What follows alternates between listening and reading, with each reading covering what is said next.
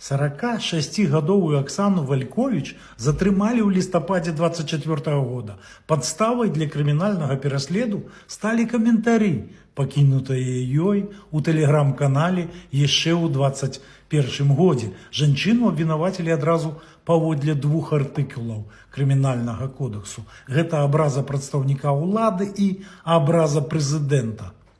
У 2025 годзе суд Мінскага раёна прызнаў Оксану вінаватай і прысудзіў ёй 3 гады калоніі агульнага рэжыму. Акрамя пазбаўлення волі жанчыне прызначылі яшчэ і буйны штраф у памеры 100 базавых велічынаў.